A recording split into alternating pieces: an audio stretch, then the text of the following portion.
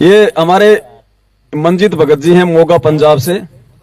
ये आए एक बार, और ये अपना जो आध्यात्मिक जो अपना दृष्टांत है, कैसे इनको परमात्मा ने ये विश्वास दिलाया कि बेटा मैं तेरे साथ में हूं, मैं सच्चाई के साथ में हूं, और आप जिस राह पे चल रहे हो बिल्कुल सही चल रहे हो।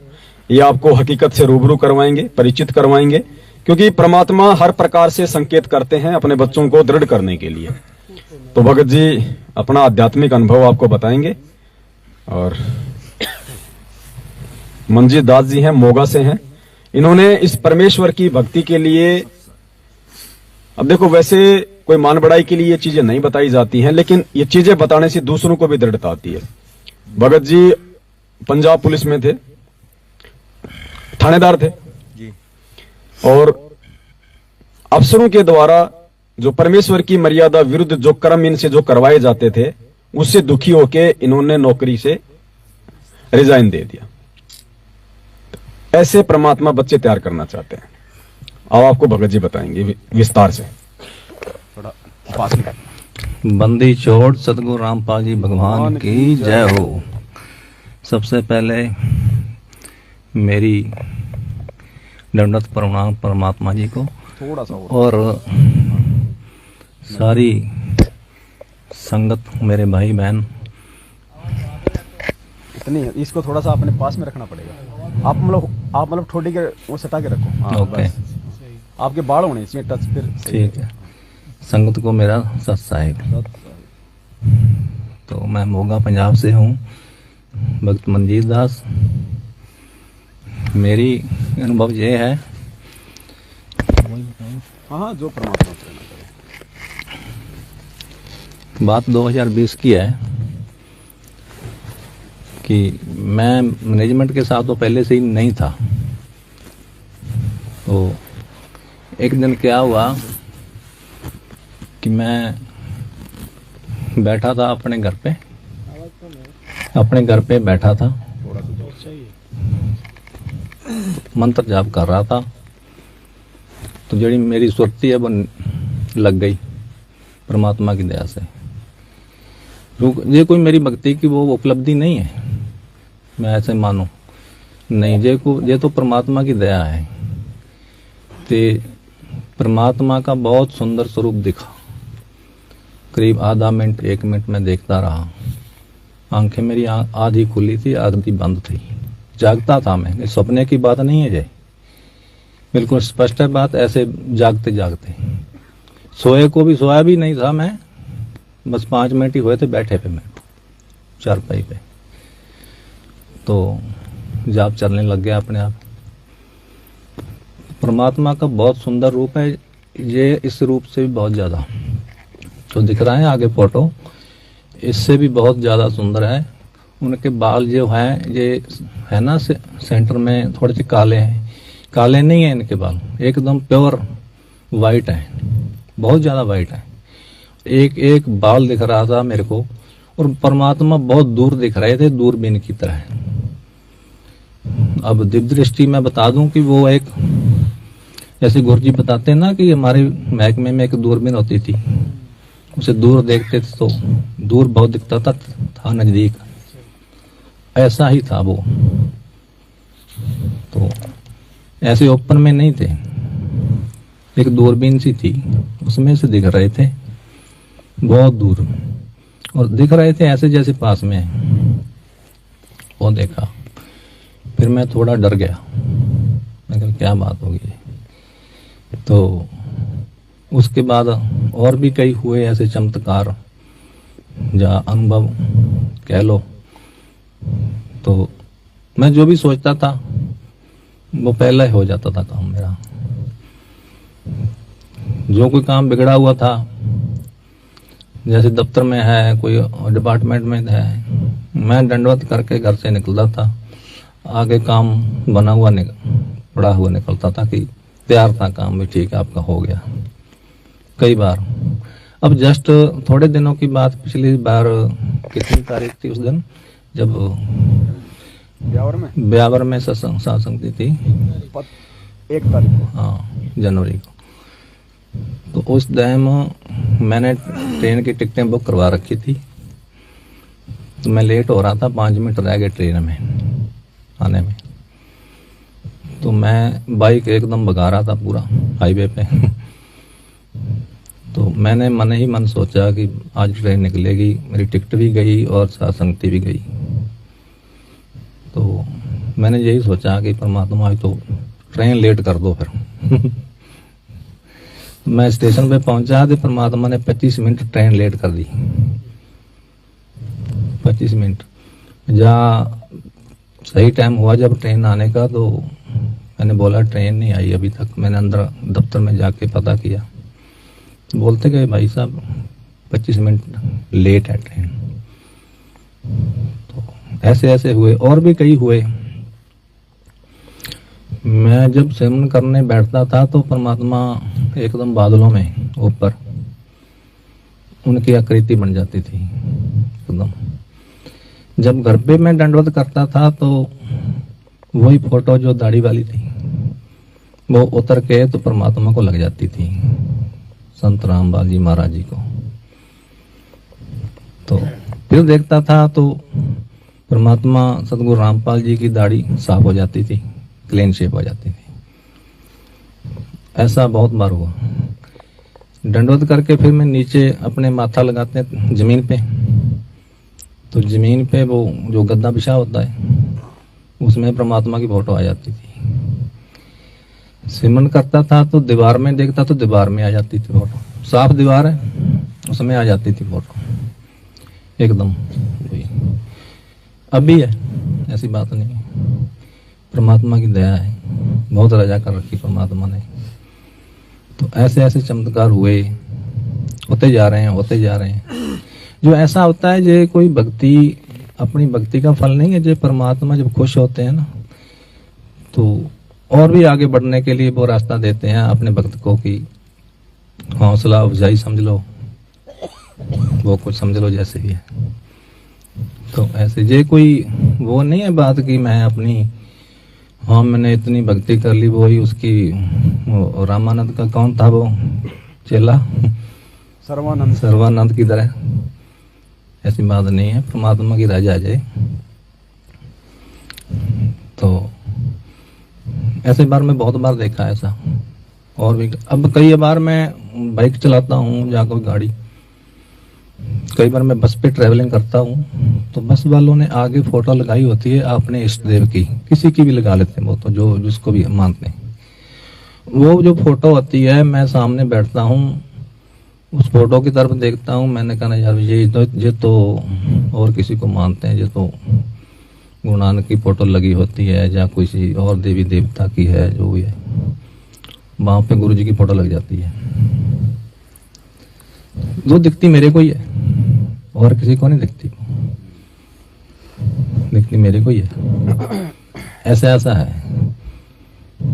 तो अभी भी कमियां हैं, ऐसी बात नहीं है कि मैं पूरा भक्त बन गया, मैं नहीं अपने को समझता। बहुत सी ऐसी त्रुटियां हैं, कमियां हैं, उनको सुधार रहे हैं धीरे धीरे, परमात्मा दृढ़ कर रहे हैं और अपने बच्चों को भी। ठीक है, ये बात है। बंदी छोड़ सतगुरु रामपाल जी भगवान की जय हो। अब देखो अपने आत्माओं, भगत जी ने अपने जो आध्यात्मिक अनुभव आप हम सभी भाई बहनों के साथ में शेयर किए हैं। देखो उनका निष्कर्ष क्या निकलेगा। अब भगत जी ने बताया कि मुझे परमात्मा के जो दर्शन हुए, भगत जी कह रहे हैं कि ये कोई सौपन की बात नहीं थी, और ये अमूमन हर किसी भगत के साथ 1 या 2 बार होता ही होता है। परमात्मा अपनी उपस्थिति जरूर जो है उद्दर्ज करवाते हैं, उसका विश्वास को दृढ़ करने के लिए कि बेटा मैं तेरे साथ में हूं, चिंता मत कर, अपनी भक्ति में लगा रहे, मर्यादाओं में रहना। भगत जी ने आपको जो दृष्टांत बताया कि ना आंख बंद थी ना आंख खुली हुई थी, परमात्मा ने थोड़ा सा इनको अचेतन अवस्था में रखा हुआ था, ठीक है, ताकि थोड़ा सा भगत मतलब संसा में रहे, हल्का सा 50-50 रहे। तो भगत जी ने क्या कहा कि मुझे जो दर्शन हुए परमात्मा के, इसी स्वरूप के जो फोटो हमने यहाँ परमेश्वर के लगा रखी है, और भगत जी ने बताया कि इस फोटो से भी कई गुना ज्यादा परमेश्वर का वो सुंदर रूप, सुंदर चेहरा। भगत जी वो दृष्टांत आपको शरीर में कहां पे हुआ था? सत साहेब भक्तात्माओं, मेरे को बहुत अपने हृदय कमल में हुआ। वो हृदय कमल में अंदर वो आत्मा जाने वाली थी दूसरे में, उसके बाद समान चक्र में जाती है ना चैनल, तो उसके बंद हो गया। उसके बाद जब आत्मा समाज चक्र में जाती है, उसको चार्ज पे लगाओ, चार्जिंग पे है तो हटा दो, कहीं ज्यादा हो गया हो। आ रही भाई? हाँ जी। उसके बाद जब आत्मा समाज चक्र में जाती है तो वो जो सीन था बाद वाला, वो मैंने नहीं देखा क्योंकि मैं थोड़ा घबरा गया। मैंने कहा भी शायद मैं ऊपर चला जाऊं, निकल जाऊं जहां से आत्मा, तो मैं गुरुजी बताते ना कि आप फिर लाखों वर्ष नीचे जाओगे, ऊपर ही घूमते रहोगे तो काल ढक लेगा। मैं उठ गया एकदम, तो जागता तो था ही, मैं सोया थोड़ा था, जाग ही रहा था। मैं उठ गया तो उसके बाद मैं ऐसा दृढ़ हुआ, कोई भी आ जाए, मैनेजमेंट वाला आ जाए, कोई भी आ जाए, मेरे को कोई मतलब नहीं उनसे, और ना ही वो कर सकते हैं कुछ, और ना ही अपनी भक्ति को छीन सकते हैं, ना ही उनके पास भक्ति है, ना ही उनको भक्ति करवाने का या कोई गाइडलाइन देने का कोई तरीका है उनको, ना उनको पता है किसी बात का। अगर ये मेरी बात झूठ हो तो ऐसी बात नहीं है, ये सच्चाई है, बिल्कुल सही है। और जो भी, मैं कोई ये मान बढ़ाई की बात नहीं कर रहा, ऐसा कोई आदमी है मैनेजमेंट के पास जिसको ऐसे दर्शन हुए हैं तो मेरे से बात कर सकता है, ऐसी बात नहीं है कोई भी। उसके बाद मैंने इनका पीछा छोड़ दिया बिल्कुल, कोऑर्डिनेटरों का और मैनेजमेंट वालों का, और जो पुराने भक्त है, नए भक्त, कुछ नहीं है, जब कोई भक्त नहीं इनके पास, ठीक है ना। तो इनके पीछे मत लगो, अपनी भक्ति सुचारू रखो, सही ढंग से रखो। मैं तो यही बात, कोई वो नहीं कर रहा मैं कि आपको गाइडलाइन दे रहा हूँ, वो अरदास बेनती है, प्रार्थना है। अब यहाँ आए हो तो कुछ लेके जाओ। भक्ति कोई दिखती नहीं है अपने सामने कि वो खड़ी है, जब वो गठड़ी बांध के रख दी है भक्ति और वो मड़ी पड़ी है मेरी भक्ति। भक्ति अपने अंदर समाहित हो रही है, अपने को पता नहीं है, वो परमात्मा जानते हैं, ठीक है ना। तो वो तो परमात्मा ने सत्संगों में बोल रखा है कि 4 जुगों में देख लूं मैं किसका राख्या मार। जो परमात्मा भक्ति देता है, उनकी भक्ति वो भक्त आत्मा करती है, तो उसकी भक्ति परमात्मा रखता नहीं है, उसको टाइम आने पर भक्ति दे देता है वापस, जब उसका बचाव करना होता है, जहाँ उसकी मौत आनी हो, या और किसी चक्कर में उसने पढ़ना हो या बिगड़ना हो, उसको संभालता है परमात्मा। ऐसी बात नहीं है। मेरे को ऐसे बहुत सारे हुए हैं, वो क्या कह लेते हैं उनको, प्रूफ, दृष्टांत ऐसे आए हैं मेरी आंखों के सामने कि ऐसे ऐसे होता है। मैं ऐसे नहीं बोल रहा कि बिल्कुल, मैंने प्रैक्टिकल है ये मेरा, ठीक है जी। सत्साई भक्तात्मा, सत्साई सत्साई पुण्यात्माओं, भगत जी के भक्ति दृष्टांतों का जो सार है, जो निष्कर्ष है, अब देखो परमात्मा के ज्ञान आधार से, उनकी सत प्रेरणा से हमने निकालना है। भगत जी को परमेश्वर के इसी वर्तमान स्वरूप का जो दर्शन हुआ, कहां हुआ? हृदय कमल में। और हमारे शरीर में परमात्मा का वास कौन से कमल में है? हृदय कमल में। 2 हृदय कमल है। एक हृदय कमल में तो भगवान शंकर और पार्वती जी का स्थान है, और एक हृदय कमल परमात्मा ने उसके साइड में बताया कि वहां पे पूर्ण परमात्मा का वास है। कहते हैं ना कि भाई हर प्राणी के घट में परमात्मा बैठा हुआ है, तो वो घट जो है वो हृदय कमल है, जहां पे ये पूर्ण परमात्मा हर प्राणी के घट में निवास करता है। घट ही में यमुना, घट ही में जमुना, घट ही में है जगदीश। तो ये परमात्मा, ये जगदीश सतगुरु रामपाल जी भगवान अपने वास्तविक रूप में प्रत्येक मानव शरीरधारी प्राणी आत्मा के घट में हृदय कमल में विराजमान है। तो इससे हमने निष्कर्ष ये निकालना है कि परमेश्वर का सतलोक में वास्तविक रूप कौन सा है, क्योंकि जो परमेश्वर का सतलोक में वास्तविक रूप है वही हमारे घट में जो हृदय कमल है वहां आपको मिलेगा।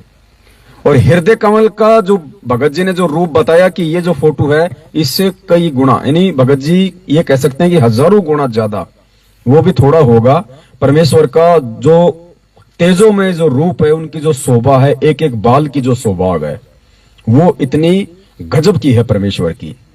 तो इससे यह साबित होता है कि सतलोक में जो रूप है इस कबीर परमेश्वर का वास्तविक, ये वास्तविक रूप में ही परमात्मा आज हमारे पूज्य गुरुदेव जो है मतलब भगवान के रूप में आए हैं। ये वास्तविक रूप है गुरुदेव का, ये वास्तविक उस कबीर परमेश्वर का वास्तविक रूप है। ये परमात्मा ने संकेत किया है आप और हमें विश्वास दिलाने के लिए, समझाने के लिए। दूसरी चीज, अच्छा इसके साथ एक परमात्मा का एक वचन लेके चलेंगे, सत्संग लेके चलेंगे, अच्छे से समझ में आएगा। और ध्यान से सुनना आप इस सत्संग को। एक भगत का शरीर छूटा, शरीर छूटने के बाद देखो परमात्मा कहते हैं कि वो सतलोक चला गया। फिर गुरुजी कहते हैं कि 2 घंटे बाद फिर उसकी आत्मा वापस आई। अब बताओ सतलोक जो चला गया भगत, उसकी आत्मा वापस कैसे आ जाएगी? आ सकती है क्या? बड़ी मुश्किल से, तो उसका दाव लगा होगा है? और सतलोक जाने के बाद उसकी आत्मा वापस कैसे आ जाएगी? तो परमेश्वर उसका रूप बना के आए हमें विश्वास दिलाने के लिए कि सतलोक में परमात्मा का कौन सा रूप है। ध्यान से सुनना सत्संग को कि सतलोक में कौन बैठा है।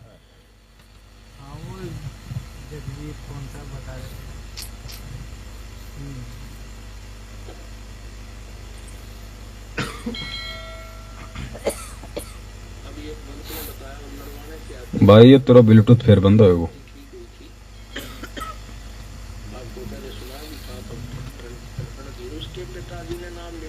परमात्मा ब्लूटूथ चालू कर लेते हैं एक बार। जेब्रो नेक्स्ट पेयर। रुक जा मत छेड़, एक बार रुक। नहीं हो रहा कनेक्ट। अच्छा ऑटोमेटिक कट जाता होगा। Enter to Bluetooth. Bluetooth connected. Bluetooth connected. होगी थी, अचानक बैठा बैठा आराम से मंत्र करता करता शरीर छोड़ गया। बोलो सतगुरुदेव।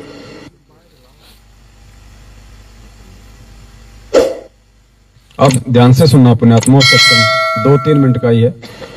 अभी एक भक्त ने बताया, और नरवाने से आते एक भक्त जिनकी बेटी ज्योति ठीक हुई थी,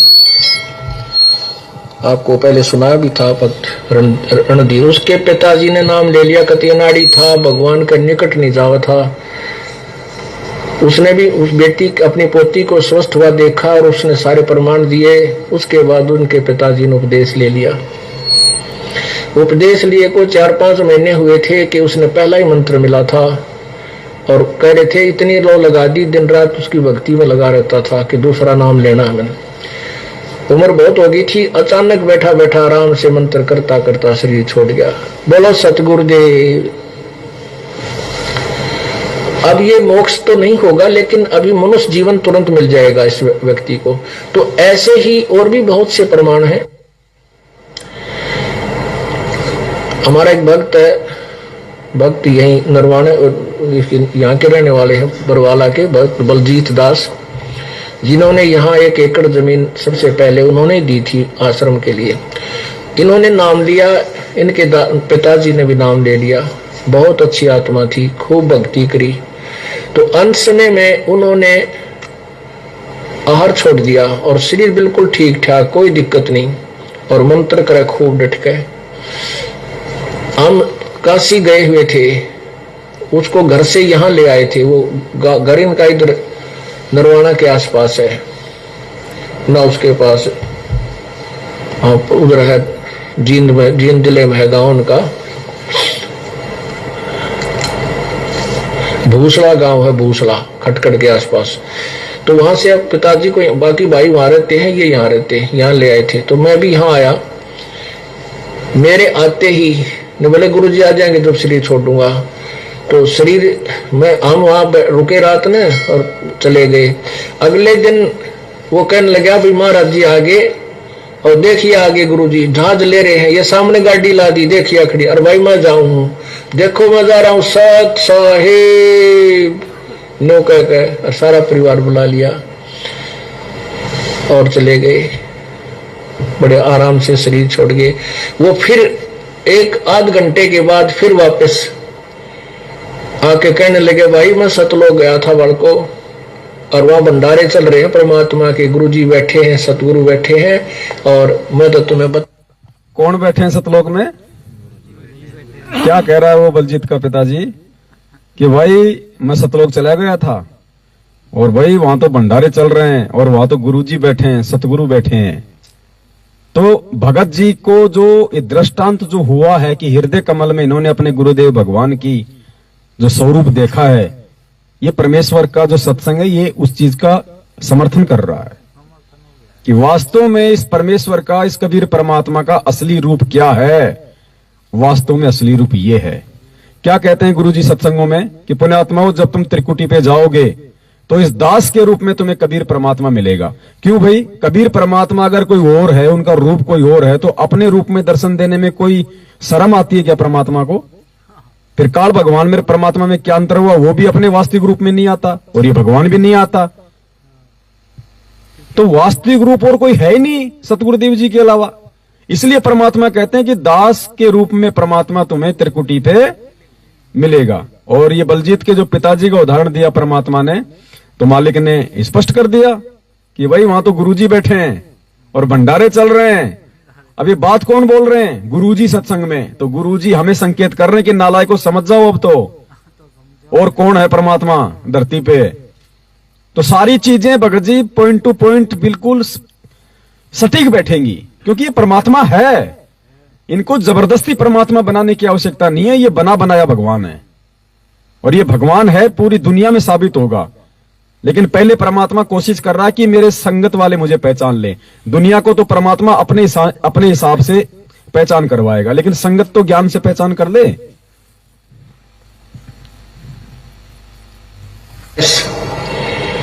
आके कहने लगे भाई मैं सतलोक गया था बड़ को, और वहां भंडारे चल रहे हैं परमात्मा के, गुरुजी बैठे हैं, सतगुरु बैठे हैं। अब बताओ, जीव सतलोक में चला गया, परमात्मा ने भेज दिया, अब वो वापस कैसे आ जाएगा?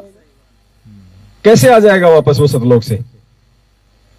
ये बताने के लिए आएगा कि वहां कौन बैठा है।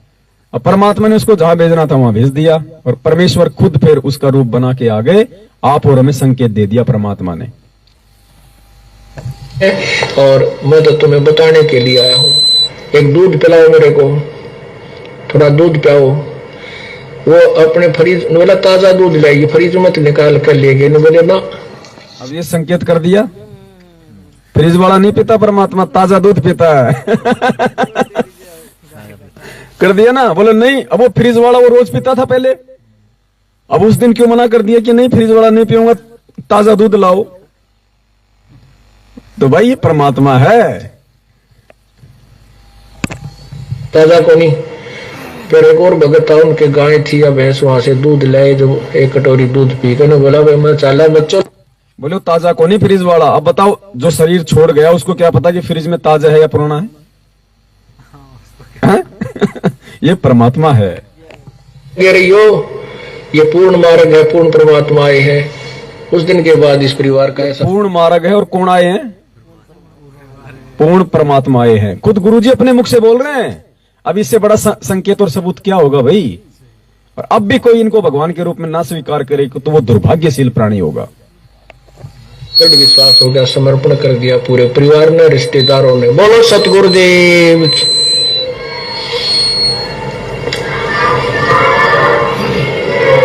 सत साहिब, मेरे पूज्य गुरुदेव स्वामी। पुण्य आत्माओं में एक और निशानी बताना चाहता हूँ आपको। जब मुझे वो दर्शन हुए परमात्मा के, तो एक परमात्मा के होठ के अंदर यहाँ पे बाएं साइड छोटा सा ब्राउन सा तिल है, एकदम साफ दिख रहा था। जैसे वो दिव्य दृष्टि ऐसी होती है कि एक एक बाल भी दिखता है। हाथों का होता बहुत दूर है परमात्मा, लेकिन बहुत साफ दिखता है। वो पता नहीं कौन सी है वो ऐसी चीज, वो दिव्य दृष्टि ऐसी होती है। एक एक बाल सिर का दिख रहा था, पूरे बाल सफेद है। ये ब्लैक नहीं है, थोड़े से ब्लैक है परमात्मा के बाल बीच में, ये ऐसे नहीं है, पूरे वाइट है, पूरे वाइट है। और सफेद कपड़े हैं यही, और इससे सुंदर रूप है हजारों गुना ला लो सुंदर। और यंग है, बिल्कुल यंग, जैसे बच्चा होता ना, कोई 10-15 साल का 10 साल का बच्चा होता है, उसके जो गाल होते हैं ना, ऐसे अपने प्यार करते हैं बच्चे को तो उसके गाल थोड़ा टपकते हैं, हिलते हैं। ऐसा था परमात्मा का रूप, बच्चे जैसा। और बच्चे नहीं थे, पूरे यंग थे, बूढ़े नहीं थे। यहाँ पे थोड़ा दिखा रहे हैं ना, ये अपने पड़ी हुई है जैसे जुरड़ी और मुंह पे है ना, वो ऐसे नहीं है, बिल्कुल साफ चेहरा है, बिल्कुल गोल मटोल। और यही बाकी यही है एकदम।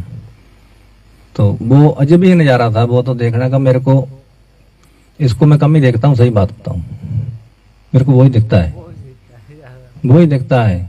मैं बाहर भी गया, उसके बाद में उठ के किचन में भी आया, वो निकलता ही नहीं, दिमाग में बैठ गया। तो वो ही चेहरा, वो कहते हैं ना कि उन्मना हो जाता है आदमी, हो जाता है। ऐसी वो दृष्टि है, दिव्य दृष्टि। एक एक चीज दिखती है, सफाई अपने आंखों से, इन आंखों से नहीं देख सकते वो चीज। इतना साफ सुंदर स्वरूप दिखता है उसमें। ये थी हाँ सच्चाई। देखो जो भगत जी कह रहे हैं बिल्कुल 16% सही बात है, क्योंकि भगत जी ने जो दर्शन किए हैं परमात्मा के, अपने हृदय कमल में किए हैं। और हृदय कमल में परमात्मा का जो स्वरूप है वो सतलोक वाला स्वरूप है। अब यहाँ तो परमेश्वर देह धारण करके काललोक के अनुसार अपनी जो है लीला कर रहे हैं। अब आदमी के पैदा होते तो सफेद बाल आ नहीं जाते, तो परमेश्वर तो उस आधार से एक मानव सदृश से भूमिका कर रहे हैं ना। तो यहाँ तो परमेश्वर के जो बाल हैं वो यहाँ की लीला के अनुसार हैं। भाई 5-10 साल में ये सारे सफेद हो जाएंगे जो आज थोड़े बहुत दिखाई दे रहे हैं काले काले। लेकिन सतलोक में क्या बताया परमात्मा ने, वहां की सफेदी भूमि है, वहां के सफेदी वृक्ष हैं, सफेदी पहाड़ है, सफेदी सब कुछ है वहां पे, वहां टोटल वो सफेद है। तो परमात्मा वहां जो है वो परमात्मा के जो बाल हैं जो भी है सब कुछ वहां पे मल्कि गौर वर्ण है, स्नो व्हाइट। तो भगत जी को जो दर्शन हुए हैं वो सतलोक वाले दर्शन हुए हैं। यहां परमात्मा काललोक के अनुसार अपनी भूमिका कर रहे हैं। तो भाई एक समय परमात्मा का जब युवा अवस्था थी यहाँ के शरीर के आधार से, तो उनके सारे बाल उनके काले थे। आज कुछ कुछ काले हैं, थोड़े समय में सारे सफेद हो जाएंगे। तो भगत जी ने जो दर्शन किए थे वो परमेश्वर के वास्तविक स्वरूप के दर्शन किए, जिसका वर्णन इस मुख से नहीं किया जा सकता, चाहे कितनी कोशिश कर लो। हम केवल उसको अनुभव कर सकते हैं। जैसे गुरु जी कहते हैं ना कि गूंगा आदमी गुड़ खा के गुणगान नहीं कर सकता, वो महसूस ही कर सकता है। अब दूसरी बात भगत जी के जो दृष्टांत में जो अहम है वो क्या है। भगत जी कह रहे हैं कि जब मुझे दर्शन होते थे परमात्मा के, तो कभी तो वो दाढ़ी वाले होते थे और फिर वो दाढ़ी वाला रूप था वो गुरुजी के चेहरे में आके मिल जाता था। यानी परमात्मा ये साबित कर रहे हैं कि अगर तुम उसको परमात्मा मानते हो तो वो भी मैं ही हूं, कोई भिन्न नहीं है। अगर कोई ये कहे कि दाढ़ी मूंछ वाला ही कबीर है, तो उस रूप को अपने अंदर समा के वर्तमान रूप में परमात्मा ये कह रहे हैं कि बेटा वो भी मैं ही हूं, अगर तुम उसको भगवान मानते हो तो। जिस प्रकार से जिस भी आत्मा को परमात्मा लेके गए वहां सतलोक, और वहां ले जाने के बाद उस परमेश्वर ने उस आत्मा को क्या दिखाया कि सिंहासन पे परमात्मा बैठा है दाढ़ी मूंछ वाले रूप में। और यहां से जो परमात्मा जिस रूप में गया उस आत्मा के साथ, तो वहां जाते ही परमात्मा एक हाथ में लेके चवर और उस रूप को चवर करने लग जाते हैं। तो वो आत्मा क्या सोचती है कि भाई भगवान तो यो है जो बैठा है, और यो बाबा जी जो नीचे गया था यो तो यहाँ का कोई नौकर है जो इसके चवर कर रहा है। थोड़ी देर बाद फिर उस आत्मा का ये भ्रम तोड़ने के लिए वो दाढ़ी मूंछ वाला जो रूप है वो तो खड़ा हो जाता है, और नीचे से गया था वो सतलोक के सिंहासन पे बैठ जाता है, और दाढ़ी मूंछ वाला फिर नीचे से गए हुए रूप के ऊपर चवर करता है। फिर वो आत्मा देखती और यार यो भगवान अरे इस नीचे वाले के चवर कर रहा है। और थोड़ी देर में क्या होता है, फिर वो दाढ़ी मूंछ वाली रूप वहां से उठ के और नीचे वाले रूप में समा जाती है। यानी परमात्मा साबित करते हैं कि ये मेरा वास्तविक रूप है, ये कोई दो नहीं है। रामानंद जी ने भी अपनी वाणी में कहा था ना कि गरीब दास हम कारणे तुम आए हो मगजोई, ऐसे कुछ वाणी है परमात्मा की कि हाँ दहु ठोर है एक तू भया एक से दो, और गरीब दास हम कारणे तुम आए हो मगजो, कि परमात्मा ये दोनों रूप आपके ही हैं और हमें ज्ञान देने के लिए आपने दूसरा रूप बनाया है। अब भगत जी इसमें कितना गहरा संकेत है, कितना गहरा रहस्य है। हमारा जो पतिव्रता जो ये धर्म है, हम आत्माएं जिस पतिव्रता पद पे हैं या परमात्मा हमारे को लाना चाहते हैं, हम उस पतिव्रता उस पद से नीचे ना गिरे, हम दाढ़ी मूछ वाले में परमात्मा ना देखें। हम एक तरफ तो दाढ़ी मूछ वाली फोटो को परमात्मा मानते हैं, जिनको ज्ञान नहीं है, जो अभी तक नहीं समझ पाए हैं इस परमेश्वर को सत्संग आधार से, और एक तरफ हम अपने गुरुजी को भी हम परमात्मा कह रहे हैं। तो ये दो रूप हो गए। दो रूप का मतलब आत्मा का तो एक ही पति हो सकता, दो नहीं हो सकते ना। तो वो आत्मा अभी तक जो फोटो वाले को भी परमात्मा मानती है, जून के महीने में फोटो का भी प्रकट दिवस मनाती है, और अपने गुरुजी को भी वो कबीर परमात्मा बोलती है, तो वो आत्मा पतिव्रता पद पे नहीं है। तो परमेश्वर ने वो भ्रम निवारण करने के लिए भगत जी को ये दृष्टांत दिखाया कि बेटा यदि कोई दाढ़ी मूछ वाले में भगवान देखता है तो वो दाढ़ी मूछ वाला भी मैं ही हूं और कोई नहीं है। और पतिव्रता पद भगत जी इस भक्ति मार्ग में कितना अहम है, ये सबसे मेन पॉइंट है। अगर हमारी जरा सी भी आस्था, पहली बात तो ये काल भगवान इतना भयंकर है, गुरुजी कहते हैं कि ये वर्तमान गुरु में पूरे भाव आने नहीं देता, पूरी तरह से उस वर्तमान गुरु को, वक्त गुरु को परमात्मा के रूप में देखने नहीं देता।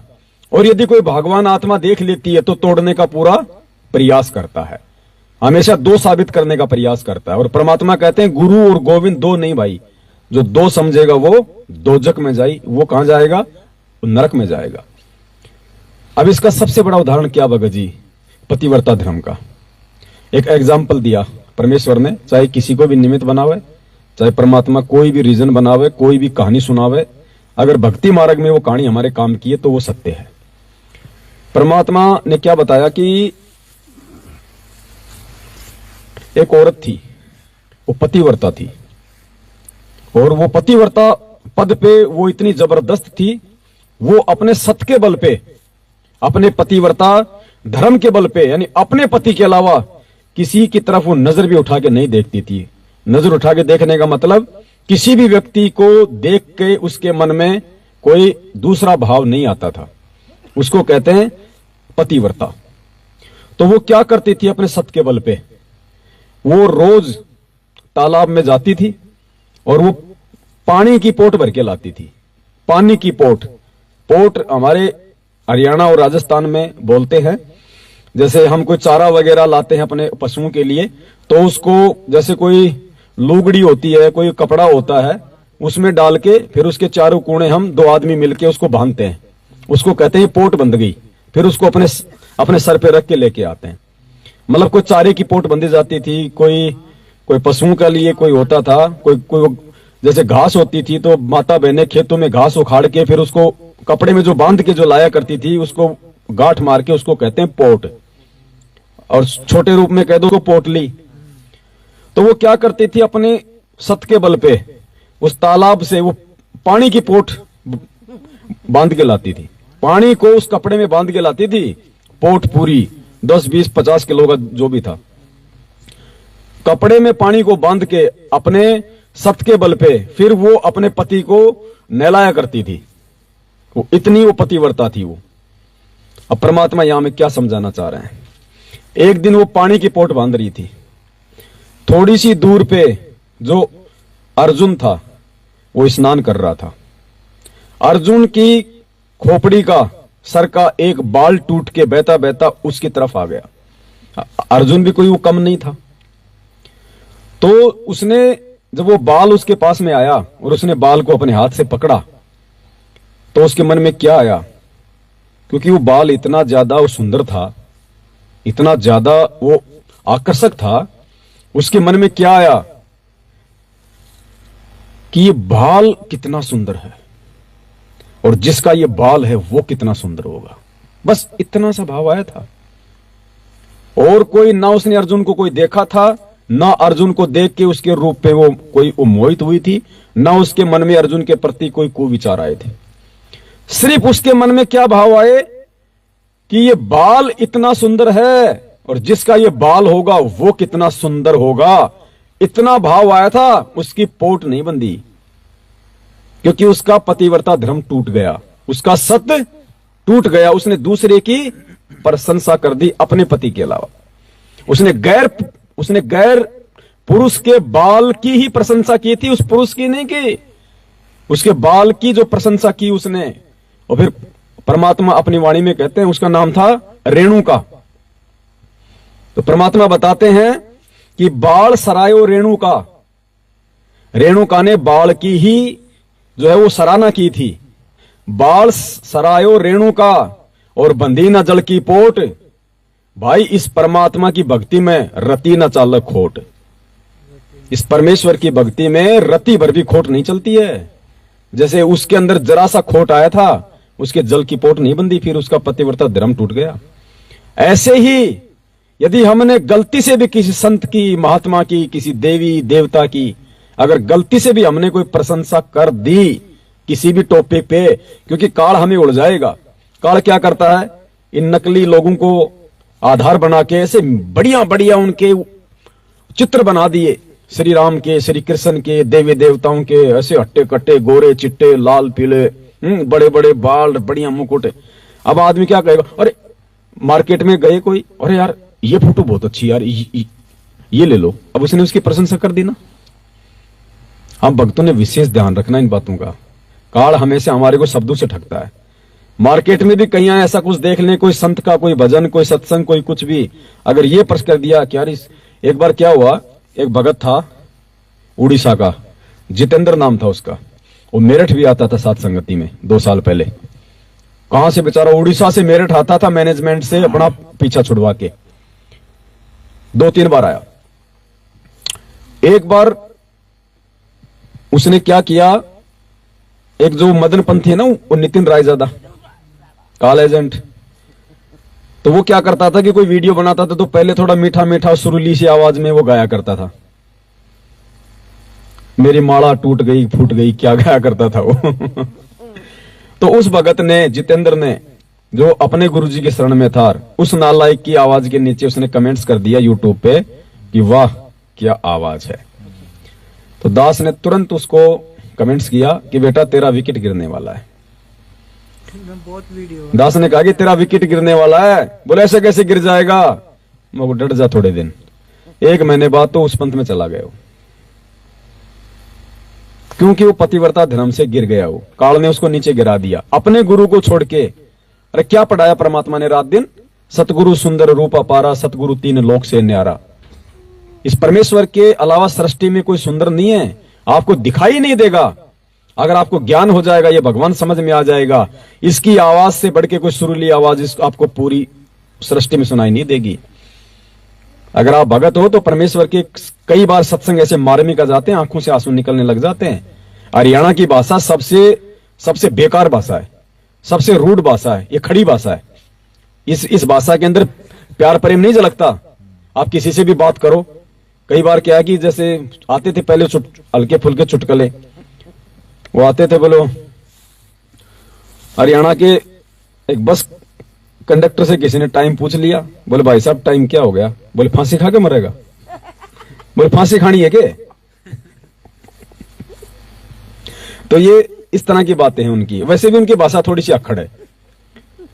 और हमारे गुरुदेव उसी हरियाणी भाषा में जब सत्संग करते हैं तो हमारी आंखों में क्या आते हैं, ये परमात्मा है, आम हरियाणवी नहीं है, ये आया हरियाणा में है, हरि आए हरियाणे नू, लेकिन ये हरियाणवी नहीं है, ये सतलोक का वासी है, सतलोक का राजा है ये।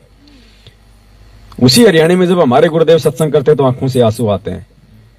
और जब ज्ञान हो जाएगा तो चाहे आपका बेटा हो, चाहे बेटी हो, चाहे पत्नी हो, इस गुरुदेव के अलावा आपको किसी में वो सुंदरता नजर नहीं आएगी, क्योंकि वाणी है भगवान की। सतगुरु 3 लोक से न्यारा, सतगुरु बिना ना बाजे तूरा, वाणी है ना परमात्मा की।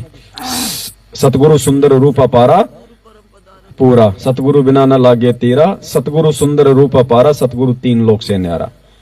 अब 3 लोक से न्यारा फिर कौन हो गया फिर? और मेरे मन में तो शुरू से यही भाव आते हैं कि परमात्मा ये सकल है नहीं, ये वाला तो ये परमात्मा है भाई। हमने जरा भी पतिव्रता पद से नीचे नहीं गिरना है, चाहे कोई कितना ही, चाहे मीठा बोले, कितना ही अच्छा।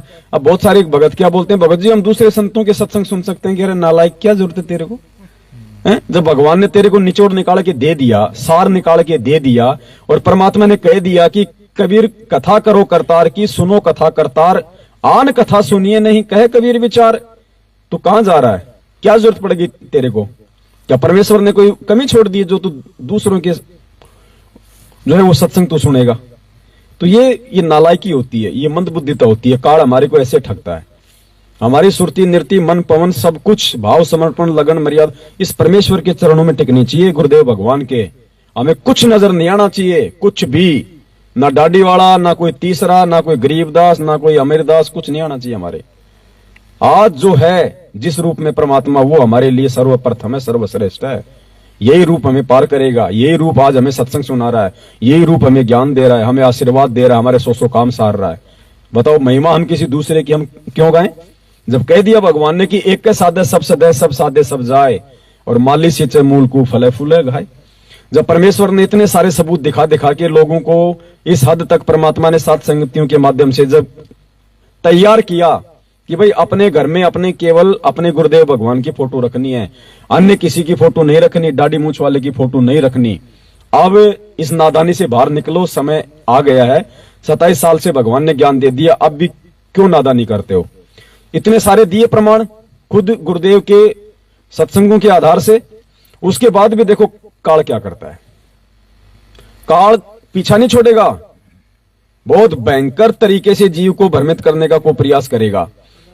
काल ने गुरु जी के ही एक पुराने सत्संग के माध्यम से भक्तों को भ्रमित करने की कुछ चेष्टा की, लेकिन वो भगत समझ नहीं पा रहे कि गुरुदेव कहां बोल रहे हैं। जो मंदबुद्धि होता है वो फंस जाता है मन में शंका पैदा करके। अब देखो, अब हमने कहा ना कि भाई गुरु ही हमारा इष्ट है। इस परमेश्वर की भक्ति में गुरु की भूमिका खुद ये कबीर परमात्मा करता है। तो जब कबीर परमात्मा के रूप में हमारा गुरु धरती पे प्रकट है, तो गुरु और इष्ट में, इस भक्ति में कोई अंतर नहीं होता, दोनों एक ही हैं। लेकिन काल नहीं टिकने देता। कहां से गुरु जी का एक पुराना सत्संग उठा के उसके मन में भ्रम डाल दिया। अब वो सत्संग सुनो आप पहले परमात्मा का,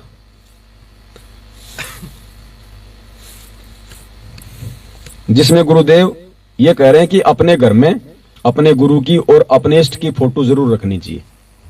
अब बताओ, उस सत्संग को आधार बनवा दिया काल ने कि देख क्या बोल रहा है तेरा गुरु जी, और ये सात संगतियों में क्या बोल रहे हैं। तो पहले वो सत्संग सुनो जिसके माध्यम से शंका पैदा करी।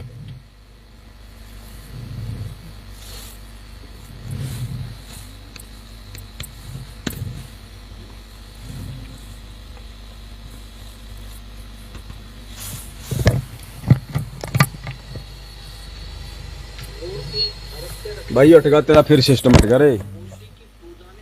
चालू करो इसको।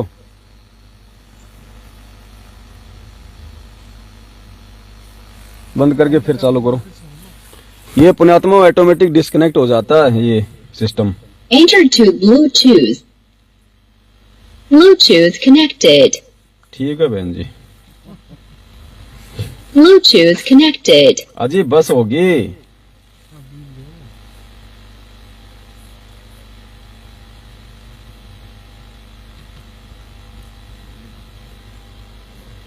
मूर्ति अवश्य रखनी अपने घर पर। मूर्ति की पूजा नहीं, सत्कार करना है। अब कोई तो मूर्ति पर अटक गया, उसी का भोग लगा, उसी की आरती तारे, उसी का आगे प्रार्थना करता रहे, बस बन की बात। उसी का माला डालने जा, उसी का आगे धूप और जोत जगा दी, ये व्यर्थ है। मूर्ति हो अपने इष्ट और गुरु की अवश्य हो। और किसकी मूर्ति हो, फोटो हो? अपने गुरु और इष्ट की।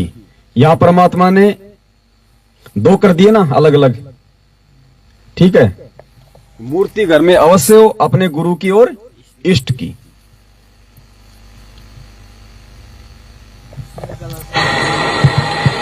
और दंडवत प्रणाम करे उनको, सीने से लगा अपने गुरुदेव की मूर्ति को, अपने इष्ट की मूर्ति को। इससे हमारे अंदर विनम्रता और उनके प्रति श्रद्धा बनी रहती है। ऐसा ना करने से भी हम अधूरे रह जाएंगे। केवल मूर्ति ही पूजता रहे, ये कबीर साहब ने खंडन किया। नादानो, तुम केवल मूर्ति पर ही आश्रित हो गए, मंत्र से ही जाप कर नहीं रहे।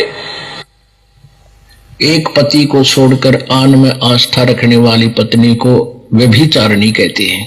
अब देखो, वो जो सत्संग था जो अभी आपने सुना, वो सत्संग कब का है? 2000 के आसपास का।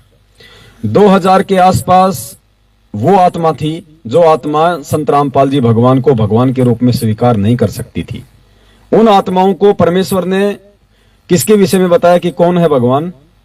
कबीर जी। कबीर जी परमात्मा है। परमात्मा ने अध्यात्म को इसी बात को लेके उठाया ना कि भाई कौन है भगवान, भगवान कैसा है, कहां रहता है। तो नाम तो परमात्मा ने वेदों से बता दिया, और फोटो परमात्मा ने जो बना रखी लोगों ने हाथ से वो दिखा दी, लोगों से नीचे की साधना को छुड़वाने के लिए, ताकि कम से कम ये ब्रह्मा विष्णु महेश और नीचे तक की साधना को तो छोड़ें। तो भाई छोड़ेंगे कब? जब इनको कोई ऊपर का कोई भगवान दिखाया जाएगा। नहीं, लोग कहेंगे जी अगर ये भगवान नहीं तो फिर भगवान कौन है? वो बोलेंगे भगवान कबीर जी हैं। वो कहां है जी? वो कैसा है दिखाओ। अब नहीं दिखाएंगे तो कौन मानेगा? तो नीचे की साधना छुड़वाने के लिए जो शास्त्र के जो विरुद्ध थी, इसलिए परमात्मा ने इस फोटो का सहारा लिया, और परमेश्वर ने अपने आप को साइड में रखा। अपने आप को गुरुदेव ने एक गुरु की भूमिका में रखा और भगवान की भूमिका में कबीर जी को रख दिया। अगर उस समय गुरु जी कहें कि मैं कबीर हूं, मैं भगवान हूं, तो कोई नहीं मानता। उस सत्संग में परमात्मा ने उस आधार से लोगों को समझाने का प्रयास किया। अब आप गुरु जी का 2014 का सत्संग सुनो, क्योंकि अब परमेश्वर की आत्माएं धरती पे आ गई, वो आत्माएं जो परमेश्वर के संकेतों को जो समझने लग गई। तो अब परमेश्वर ने उसी हिसाब से अपना संकेत कर दिया। और क्या कह रहे हैं गुरु जी? अपने ही गुरु को इष्ट रूप में मान के पूजो। तो कौन हुआ फिर इष्ट? अगर गुरु को ही अगर इष्ट रूप में पूजना है तो दूसरा इष्ट और कौन है फिर?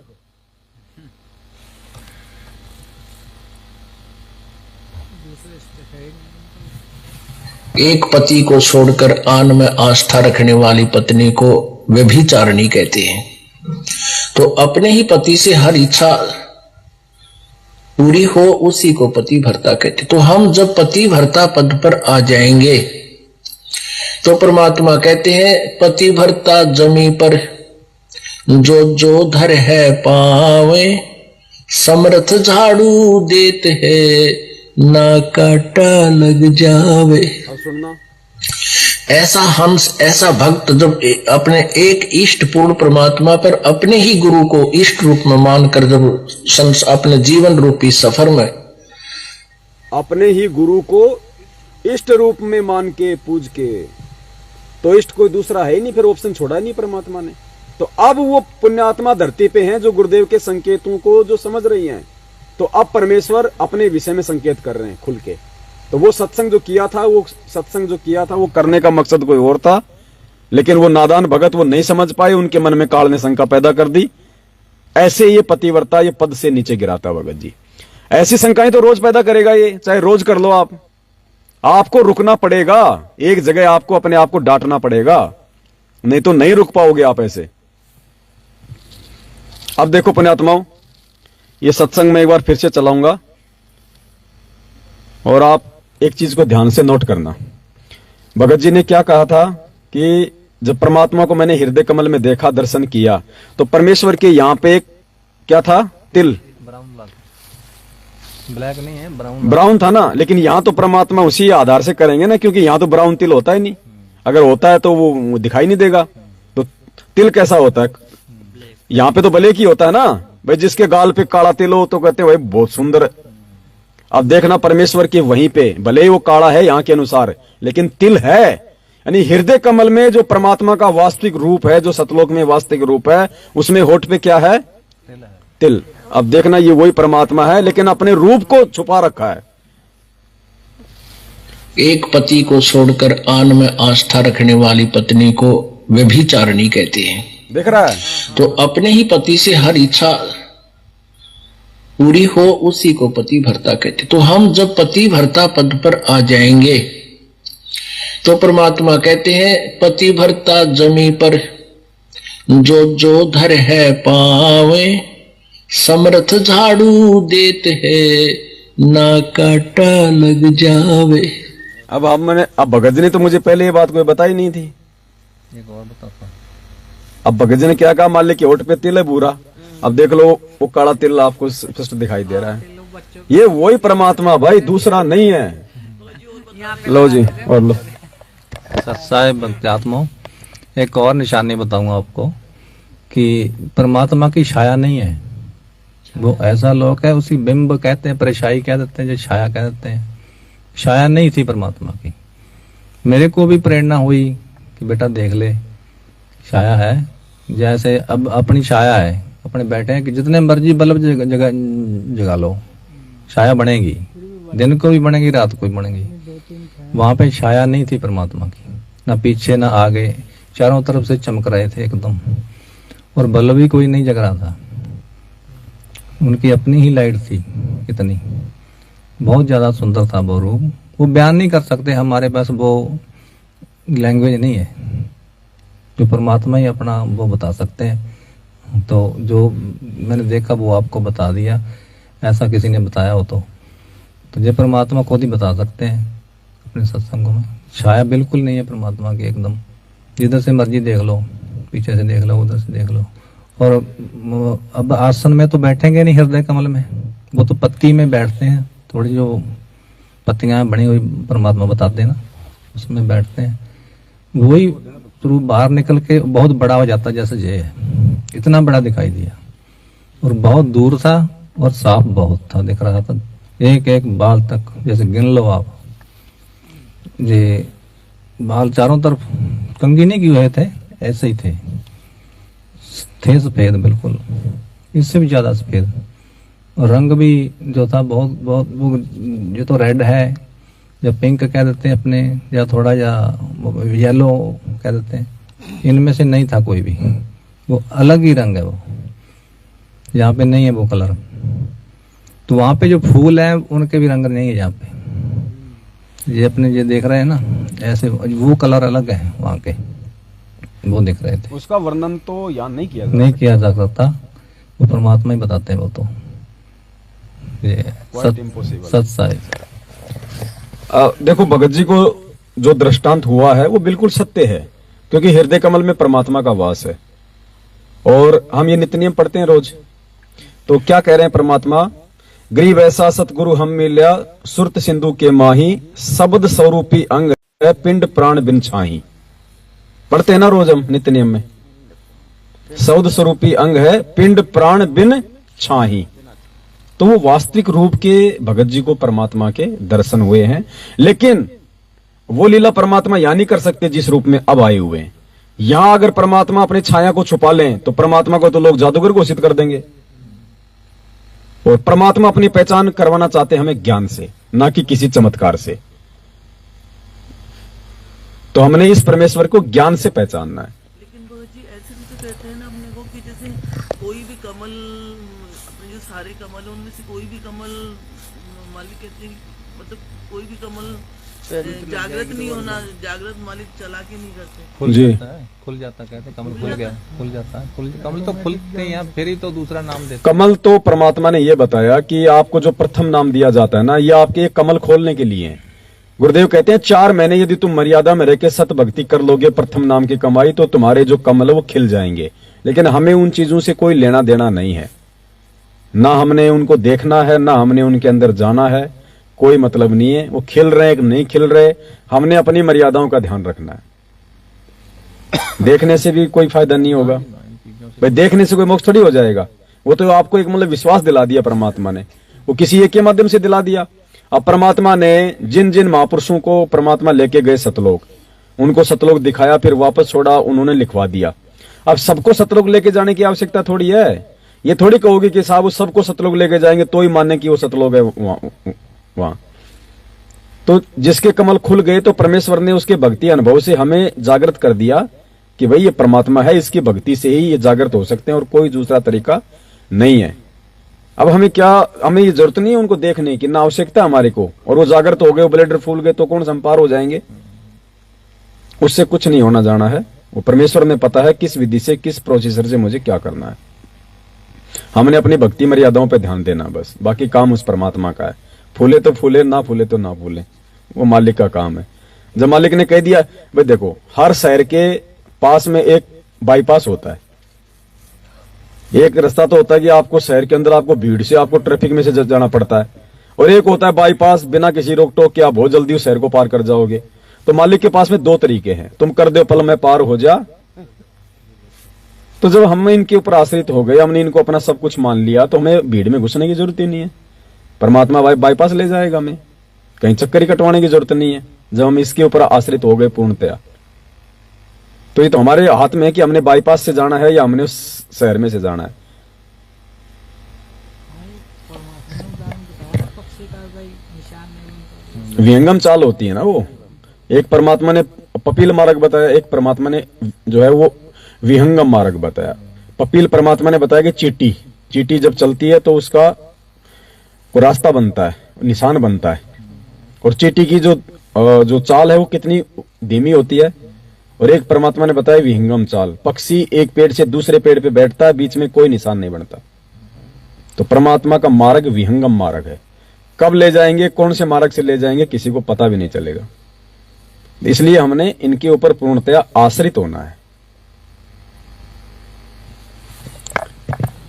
तो जो भी कोई बात कहेगा, सारी बातें परमेश्वर के ज्ञान से फिट बैठेंगी, क्योंकि भाई ये भगवान है, इसको बनाने की आवश्यकता नहीं है, बना बनाया भगवान है। और भक्ति अब यहां ये भी साबित हो रहा है, और भगत जी को तो दृष्टांत हो रहे हैं, वो भी बिल्कुल सही है।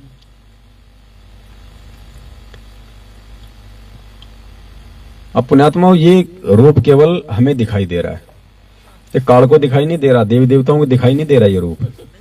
गुरुजी ने पहले कह दिया कि उसको तो अगर मालूम चल जाए कि ये भगवान है, उसका तो कालजा फट जाए। तो ये तो इसकी मर्जी है, ये किसको दिखाए किसको नहीं दिखाए। अब सिकंदर लोधी को तो परमात्मा ने शेर का रूप दिखा दिया, उस हाथी को और पहलवान को तो सिंह रूप दिखा दिया, बाकी को वो कबीर जो है वो जंजीर में बंधा हुआ नजर आ रहा है। तो ये तो इसकी अपनी मौज है, किसको क्या दिखाई किसको क्या ना दिखाए।